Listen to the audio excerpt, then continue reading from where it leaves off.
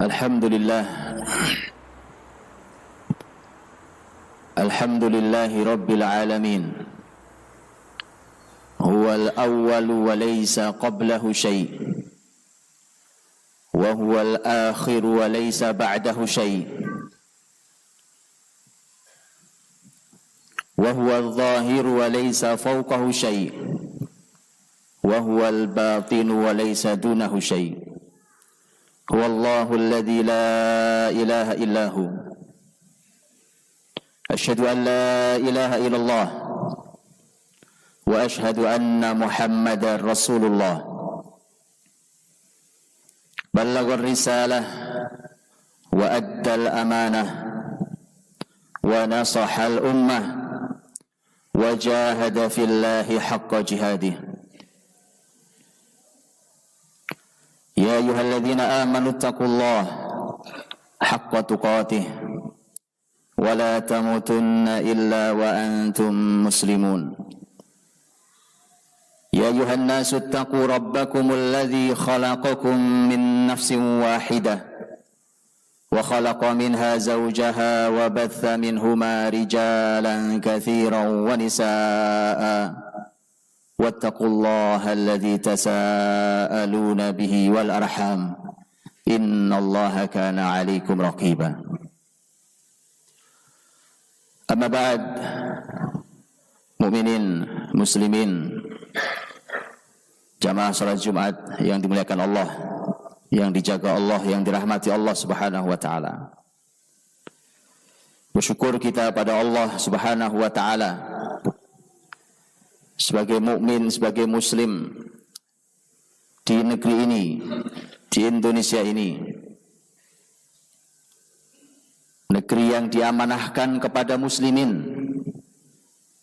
Karena negeri ini pun dulu diperjuangkan oleh para ulama dan muslimin. Bertepatan dengan hari yang mulia ini pula muslimin dahulu memproklamasikan negeri ini. Tak mungkin ada yang bisa melepaskan jasa muslimin di negeri muslimin ini. Hanya orang-orang yang melupakan dirinya dan pengkhianat ketika mereka melupakan jasa ulama dan muslimin. Negeri ini 73 tahun yang lalu, di hari yang sama dengan hari ini, hari yang paling mulia yang Allah berikan dalam satu pekan untuk kita, masyarakat negeri ini mengumumkan telah bebas dari penjajahan yang memang zalim, yang dengan itu kemudian berdirilah sebuah negeri yang kita kenal dengan Indonesia ini. Tetapi memerdekakan negeri, momentumnya bukan hanya satu hari ketika diproklamasikan. Ini adalah kisah panjang tentang sebuah perjuangan. Ini adalah kisah panjang tentang sebuah pengorbanan. Ini adalah kisah panjang tentang sebuah kecintaan kepada sebuah negeri yang dahulunya memakmurkan, dahulunya damai, tenang, tentram, bahkan tegak syariat Allah di bumi ini. Ini bukan hanya bicara satu hari saja, tapi ini adalah pengorbanan semua orang di negeri ini, dan pasti terutamanya adalah dikawal oleh para ulama dan muslimin. Hadirin dirahmati Allah Subhanahu wa taala. Kecintaan pada negeri adalah merupakan fitrah yang ada dalam diri seseorang. Bahkan itu dimiliki oleh Rasul kita sallallahu alaihi wasallam.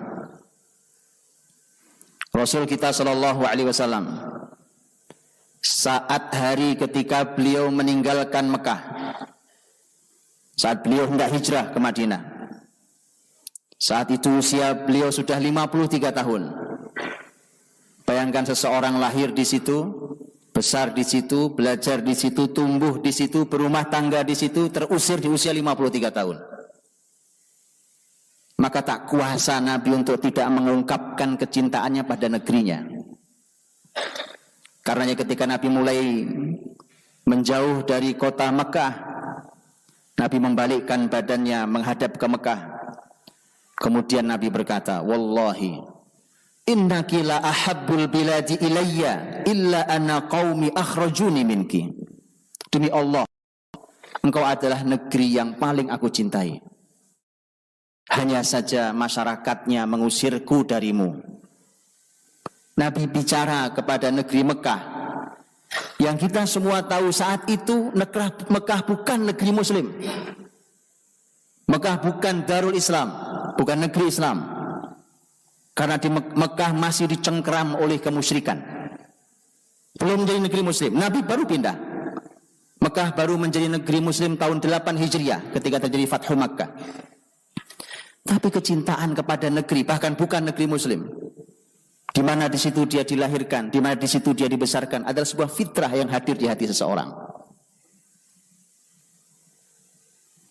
Nabi sampai di Madinah, sampai di kota Madinah, Nabi berdoa untuk negerinya yang baru, yaitu Madinah. Tapi dengarlah apa kata Nabi Sallallahu Alaihi Wasallam. Nabi berdoa, Allahumma habbib ilainal Madinah kahubbina Makkah au asyad. Ya Allah, berikan kecintaan agar kami bisa mencintai negeri Madinah ini sebagaimana kami mencintai Mekah, atau lebih dari itu. Cinta pada sebuah negeri. Karena hadirin dirahmati Allah Subhanahu wa taala, inilah yang bisa kita lihat dari contoh sirah Nabi Sallallahu Alaihi Wasallam. Begitu Nabi memasuki wilayah Madinah yang sesungguhnya adalah bukan negeri di mana beliau dilahirkan, walau Nabi punya nasab dari Madinah. Sebuah negeri baru, dan Nabi meminta agar diberikan cinta. Bahkan Nabi meminta agar Madinah diberkahi 2 kali lipat dibandingkan keberkahan kota Mekah. Disitulah Nabi hidup. Disitulah Nabi berjuang. Ketika terjadi peristiwa Fathu Makkah,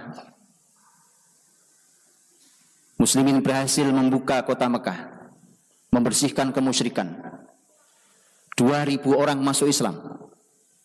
360 patung di sekeliling Ka'bah dibersihkan. Patung-patung di sekitar Mekah juga dihancurkan. Di saat itulah terjadi kasak-kusuk para sahabat asli Madinah. Jangan-jangan Nabi Shallallahu Alaihi Wasallam tidak lagi kembali ke kota Madinah dan akan menetap di kota Mekah, tempat kelahiran beliau. Tapi Nabi Shallallahu Alaihi Wasallam menjawab, kata Nabi, negeri-negeri kalian, demi Allah, kalau bukan karena syariat hijrah, aku ini orang Ansor. Nabi maksimal di negerinya yang baru, berjuang, berkorban. Dan itu merupakan kebiasaan Muslim, karakter asli Muslim, dimanapun mereka ada. Negeri manapun mereka masuki, negeri baru apapun yang mereka injak, selalu itu karakter Muslim. Muslimin dari wilayah timur, wilayah Jazirah Arab, kemudian masuk negeri Syam, kemudian wilayah Persia. Mereka bergerak ke arah barat, memasuki wilayah Afrika. Afrika bagian utara dimulai dari Mesir, sampai ujung baratnya adalah Maroko, menyeberangi Selat Gibraltar, masuklah ke negeri yang sangat baru bagi orang-orang Arab saat itu. Juga masyarakat Muslim Syam dan masyarakat Muslim Persia. Negeri yang benar-benar baru, yaitu wilayah daratan Eropa, dimulai dari Spanyol. Tapi silahkan baca. Inilah mengapa para ulama sejarah Islam lebih suka menyebut pembukaan negeri-negeri itu bukan penguasaan namanya, tapi pembukaan namanya. Dalam sejarah Islam lebih disebut dengan futuhat. Kata futuhat dari kata fath, sebagaimana firman Allah Subhanahu wa taala, "Inna fatahna laka fatham mubina." Sesungguhnya kami bukakan untukmu wahai Muhammad dengan senyata-nyatanya pembukaan. Karenanya ulama sejarah Islam lebih suka menyebutnya dengan futuhat, bukan as-saitarah atau penguasaan. Karena Allah berfirman, "Ma anta alaihim bimusaitir." Kau bukan penguasa wahai Muhammad, kau tidak menguasai mereka. Tapi ini adalah futuhat. Dan disinilah bedanya dengan yang disebut penjajah. Silahkan pelajari tentang para penjajah di negeri ini. Jelas bukan bandingannya dengan muslimin ketika memasuki wilayah mereka. Masyarakat Eropa, Spanyol, Portugal, Belanda masuk ke Indonesia untuk penjajah. Bandingkan dengan muslimin saat memasuki wilayah mereka. Muslimin masuk ke wilayah Portugal, Spanyol, wilayah Andalusia, masuk wilayah Italia, masuk wilayah Prancis dan seterusnya. Dengan perbedaan yang jauh sekali. Muslimin menyulap negeri yang dimasukinya menjadi sebuah negeri yang tadinya sama sekali tidak dianggap di percaturan dunia, sampai menjadi negeri nomor 1 di muka bumi, Andalusia. Negeri yang tadinya sangat kotor dan bau, karena aslinya Eropa sangat kotor dan bau. Manusia dengan binatang aromanya sama. Muslimin kalau perang melawan orang Eropa dulu, mereka harus membawa minyak wangi, mereka harus membawa bunga, supaya mereka tahan dengan aroma busuknya orang-orang Eropa. Mereka baru belajar mandi abad 19. Belum lama, silahkan pelajari, belum lama. Hanya untuk urusan kamar mandi. Juga belum lama mereka mandi dan mengerti minyak wangi. Hari ini pun mereka tidak suka mandi lagi. Karena memang syariat mandi, syariat toharoh, syariat minyak wangi hanya ada di agama ini. Hanya ada di syariat ini. Itu semua dibawa. Itulah kemuliaan dan cahaya syariat Allah. Maka jangan pernah memusuhi syariat Allah di bumi ini. Kalau tidak mau kotor, bau aromanya. Baik secara fisik ataupun secara nurani. Muslimin menghadirkan Andalusia sebagai sebuah negeri yang luar biasa. Bahkan itu kemudian diakui bahkan oleh sejarawan mereka sendiri. Prancis punya seorang sejarawan besar abad 19. Namanya Gustave Le Bon. Gustave Le Bon menulis buku tentang peradaban Arab. Karena memang orang-orang orientalis menghindari kata muslim. Sangat menghindari. Sebisa mungkin tidak nyebut muslim, yang disebut adalah Arab. Padahal yang masuk ke Andalus bukan orang Arab saja, tapi disebutnya peradaban Arab. Baiklah. Ketika banyak orang senang dengan sebuah peperangan di mana muslimin kalah di peperangan itu, ketika muslim melewati pegunungan Brenne, masuk ke wilayah Prancis bagian selatan, hanya kisaran beberapa puluh kilometer dari kota Paris. Ketika muslimin masuki wilayah itu, dan pasukan muslim, pasukan yang negeri manapun dimasukinya, dengan sangat mudah negeri itu menyerah. Tetapi ternyata Perancis saat itu berhasil memberikan perlawanan dan kemudian mereka menang. Dalam sejarah Islam dikenal dengan perang Bilatus Syuhada. Bahkan pemimpinnya seorang tabi'in luar biasa yang juga syahid di perang itu, yaitu Abdurrahman Al-Ghafiqi rahimahullah ta'ala. Dan ini menjadi pelajaran mahal buat muslimin. Kenapa muslimin kalah? Justru saat di tengah kebesaran dan ketinggiannya. Dan seorang Gustave Le Bon, dia bukan senang dengan kemenangan itu. Justru dia tangisi kemenangan itu. Dia tangisi kemenangan. Mengapa muslimin harus kalah? Ajaib. Sejarawan, orang Perancis justru menangisi mengapa muslimin harus kalah. Padahal negerinya menang. Gustave Le Bon menjelaskan, karena dia tahu persis, gara-gara muslimin tidak menang di perang itu, Perancis untuk mendapatkan kemajuannya tertunda sampai beberapa abad. Karena dia tahu persis bahwa kebesaran, ilmu, kemajuan, penemuan, kehebatan, kebesaran, nama besar di muka bumi ada di wilayah muslimin di negeri Andalus. Hadirin, singkat kata sampai jatuhnya muslimin di Andalusia abad ke-15 Masehi, 1492 terakhir muslimin punya kota Granada. Dan kemudian di saat itulah maka muslimin dipaksa untuk pindah agama. Muslimin dibunuh hanya sekedar ketahuan memegang kitab suci, menyimpan kitab suci Al-Quran. Mereka dipaksa untuk ganti nama. Kamar mandi umum dihancurkan. Seseorang tidak boleh ketahuan mandi sampai keluar aturan dilarang mandi. Karena mereka semua tahu muslimin tidak mungkin melakukan ibadah kecuali setelah bersuci. Ajaib. Dan itu tidak pernah dilakukan muslim masuk ke negeri manapun. Hati dirahmati Allah Subhanahu wa taala. Pelajaran yang sama, persis karena muslim satu tubuh yang sama. Persis pelajaran muslimin sama persis dengan pelajaran di negeri ini. Persis sama dengan negeri ini. Sayangnya literatur kita yang kita baca tentang sejarah NKRI, penulisnya Belanda. Ajaib. Bagaimana ceritanya?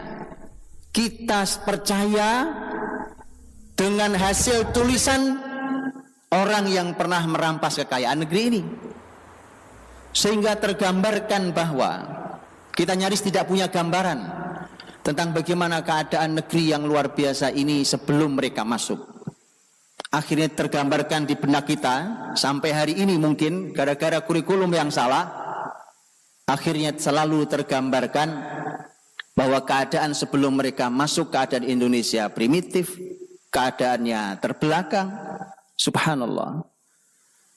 Sampai hari ini literatur yang tersimpan di bumi Indonesia ini masih ada, masih banyak. Belum lama ini ada pameran di Aceh.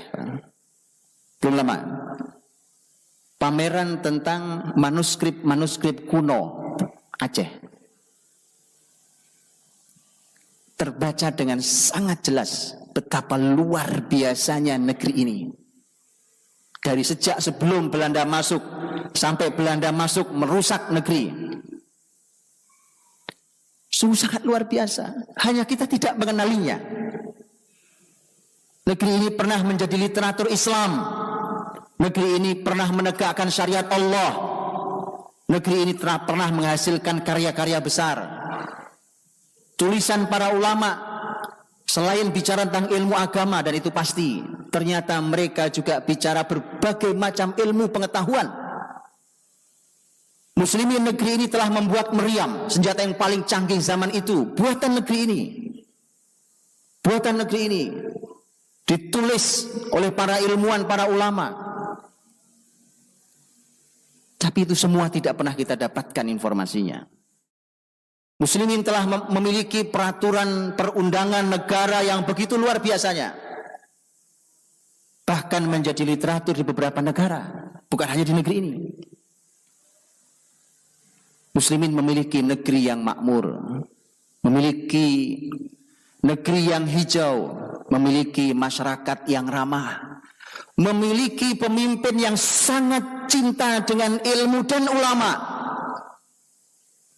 Dan kesaksian itu sudah disampaikan oleh seorang Ibnu Battuta dan dituliskan dalam bukunya ketika singgah dia 2 kali dia singgah di kota Aceh.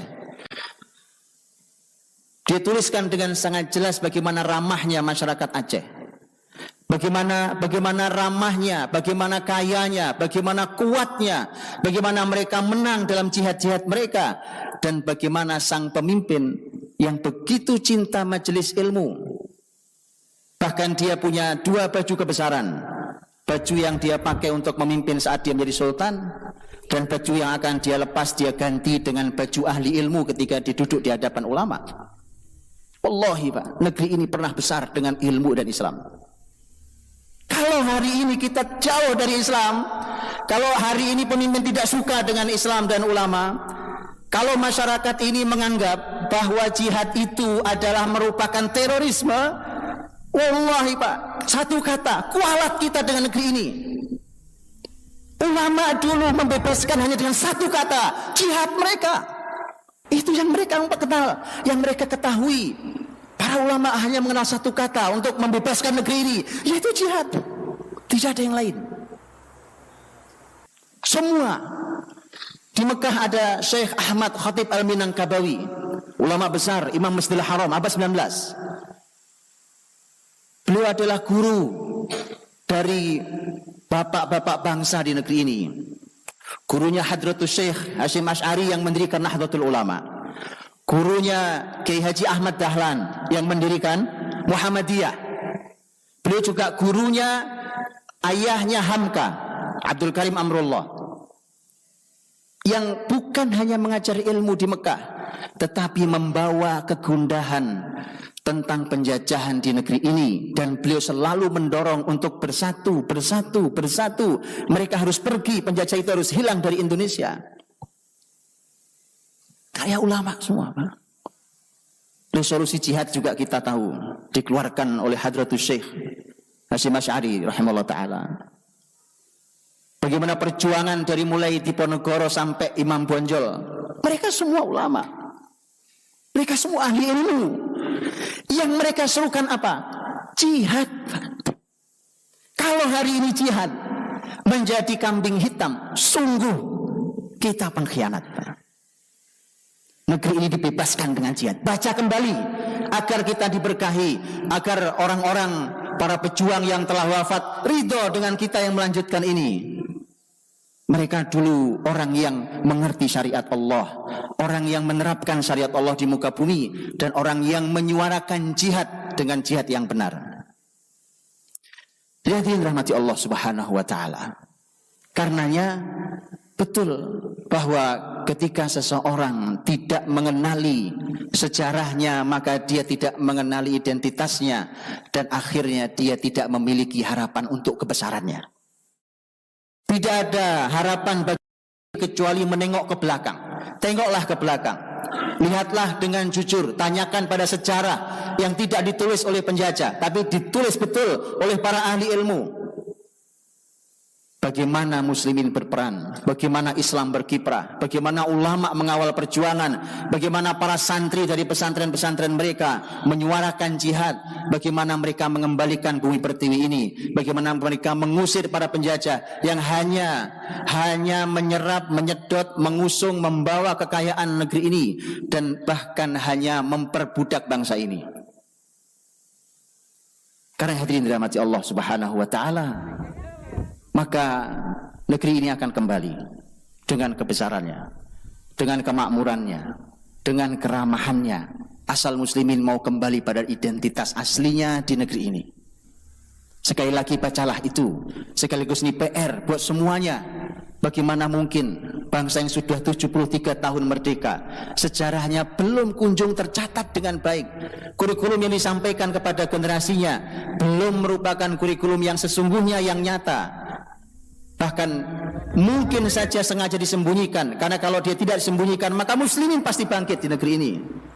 Karena tidak ada jalan lain kecuali itu adalah merupakan karya besar muslimin di negeri ini. Karena yang hadirin rahmati Allah Subhanahu wa taala, maka momentum yang luar biasa hari ini, hari yang paling mulia, yang juga bertepatan dengan bulan yang paling agung. Bulan yang paling agung, 10 hari pertama yang paling agung dari seluruh hari-hari di dunia, yaitu tanggal 1 sampai tanggal 10 bulan Dzulhijjah. dan juga bertepatan dengan bagaimana Indonesia ini memproklamasikan dirinya bebas dari penjajahan yang zalim itu. Maka semoga muslimin sadar, semoga kita tidak membuat kecewa para pejuang yang telah mengorbankan seluruh hidupnya untuk negeri ini. Mudah-mudahan kita bisa kembali, karena nanti kita akan bertemu dengan izin Allah dengan beliau-beliau di hadapan Allah. Bagaimana kalau mereka menuntut kita yang hanya main-main, hanya menguras uang rakyat seperti dulu penjajah juga menguras uang negeri ini? Bagaimana kalau ternyata kita bertemu dan ditanya oleh para pejuang itu, kau apakan negeri ini? Dulu diperjuangkan dengan luar biasa, kemudian kita sia-siakan. Mereka dulu cinta ilmu, kita tidak suka ilmu. Mereka senang dengan syariat ini, kita curiga dengan syariat ini. Mereka sangat memuliakan para ulama, kita menjatuhkan para ulama. Karenanya perlu untuk muslimin kembali ke masjid mereka, kembali ke ilmu mereka, agar Allah mengembalikan bumi ini, agar Allah mengembalikan negeri ini untuk kaum muslimin. Barakallahu wa lakum fil Qur'anil azim wa nafa'ani wa iyyakum bima fihi min ayati wa dzikril hakim wa taqabbala minni wa minkum tilawatahu innahu huwas samiul alim wastaghfiruh innahu huwal ghafurur rahim. Allahumma salli wa sallim ala sayyidina Muhammad wa ala ali sayyidina wa maulana Muhammad.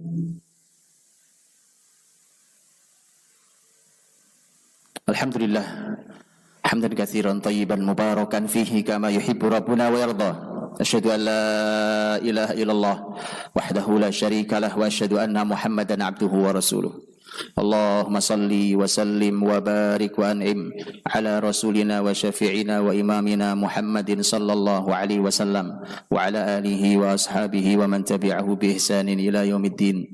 Ya ayyuhalladzina amanu taqullaha wa qulu qawlan sadida yuslih lakum a'malakum wa yaghfir lakum dhunubakum wa may yuti'illaha wa rasulahu faqad faza fawzan 'azima. Amma ba'd. Hadirin dirahmati Allah, Al-Imam Sufyan Ats-Tsauri, seorang ulama besar, beliau pernah mengatakan bahwa ulama itu adalah garamnya dunia. Ulama adalah garamnya dunia. Maka apa yang bisa diharapkan dari perbaikan kalau garam itu rusak sendiri? Itu adalah kalimat Al-Imam besar Sufyan Ats-Tsauri rahimahullah ta'ala. Mari kita tutup dengan doa, semoga Allah mengampuni kita semuanya. Semoga Allah mengembalikan kemakmuran negeri ini, mengembalikan negeri ini kepada syariat Allah subhanahu wa ta'ala. Kemudian semoga Allah subhanahu wa ta'ala meridai kita semuanya. Allahumma salli wa sallim wa barik ala sayyidina Muhammadin wa ala alihi wa sahbihi ajma'in walhamdulillahi rabbil alamin. Hamdan yuafi ni'amahu yakafi'u mazidah. Ya Rabbana lakal hamd walaka syukru kama yanbaghi li jalali wajhikal adzim wa adzimi sultanik. Allahumma inna nas'aluka wa nashhadu annaka antallahu la ilaha illa antal ahadus samad lam yalid wa lam yulad wa lam yakul lahu kufuwan ahad. Allahumma ighfir lana wa li ikhwanina alladhina sabaquna bil iman wa la taj'al fi qulubina ghillan lil ladzina amanu rabbana innaka ra'ufur rahim. Allahumma ighfir lana wa liwalidina warhamhum kama rabbawna shighara. Allahumma a'izzal Islam wal muslimin. Allahumma a'izzal Islam wal muslimin. Allahumma la tusallit alaina man la yakhafuka fina wa la yarhamuna. Allahumma la tusallit alaina man la yakhafuka fina wa la yarhamuna. Allahumma la sahla illa ma ja'altahu sahla wa anta taj'alul hazna idza syi'ta sahla. Rabbi yassir wa la tu'assir. Rabbi tammim bil khair. Allahumma ihfadh hadzal balad wa biladal muslimin. Allahumma ihfadh hadzal balad wa sa'ir biladil muslimin. Allahumma adfa' 'anna al waba wal bala waz zalazil wal mihan wal fitan ma dhahara minha wa ma batan. Rabbana taqabbal minna innaka antas samiul alim wa tub 'alaina innaka antat tawwabur rahim waghfir lana innaka antal ghafurur rahim. Rabbana atina fid dunya hasanah wa fil akhirati hasanah wa qina adzaban nar. Subhana rabbika rabbil izzati amma yasifun wa salamun alal mursalin walhamdulillahi rabbil alamin. Ibadallah, innallaha ya'muru bil 'adli wal ihsan wa ita'i dzil qurba wa yanha 'anil fahsya'i wal munkari wal baghi ya'idzukum la'allakum tadhakkarun fadhkurullahal 'azim yadhkurkum washkuruhu 'ala ni'amihi yazidkum wa la dzikrullahi akbar. Aqimissalah.